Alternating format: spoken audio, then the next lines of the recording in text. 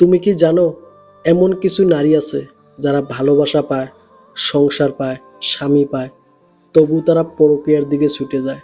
কারণটা কি জানো? আজ আমি তোমাকে বলবো এমন 4 ধরনের নারীর কথা যারা নিজের অজান্তেই পরকীয়ায় জড়িয়ে পড়ে।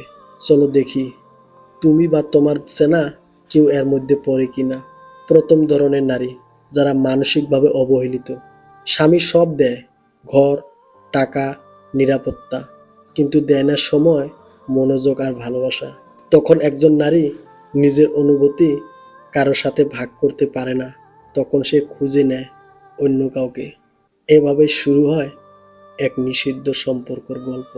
কমন্ডে বলো তো, ভালোবাসা কি শুধু কথায় নাকি যত্নয়, তার প্রমাণ।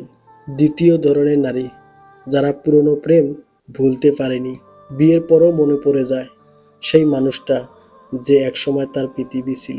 হঠাৎ ইনবক্সে একটা হাই এলেই আবার পুরনো আগুন জ্বলে ওঠে, আর সেখান থেকে শুরু হয় পরকীয়ার ঝড়। তুমি কি মনে করো পুরনো প্রেম ভুলে যাওয়া যায়? নিচে কমেন্ট করো তোমার মতামত। তৃতীয় ধরনের নারী, যারা অ্যাটেনশন পেতে ভালোবাসে। তারা চায় সবাই তাদের দিকে তাকাক, প্রশংসা করুক, সুন্দর বলুক। যখন স্বামী বা পরিবার তা দিতে পারে না, তখন তারা খুঁজে বাইরে সেই অ্যাটেনশন। আর ঠিক সেখানে অপেক্ষা করে কেউ, যে শুধু প্রশংসা দিয়ে জয় করে নেয় তাদের মন। চতুর্থ ধরনের নারী, যে স্ত্রী রাতে একা অনুভব করে। হ্যাঁ, দিনের বেলায় সে হয়তো হাসে, কাজ করে, সংসার চালায়, কিন্তু রাতে একা হয়ে যায় তার মন, শরীর আর অনুভূতি। একা থাকা থেকেই জন্ম নেয় চাওয়া, চাওয়া থেকে জন্ম নেয় অপরাধ, আর সেখানেই শুরু হয় পরকীয়ার পথে পতন।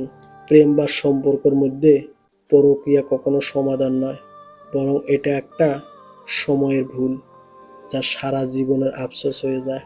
তাই সম্পর্কে ভাঙার আগে একবার ভাবো, কথা বলো, বোঝার চেষ্টা করো, কারণ ভালোবাসা হারালে আবার পাওয়া যায় না।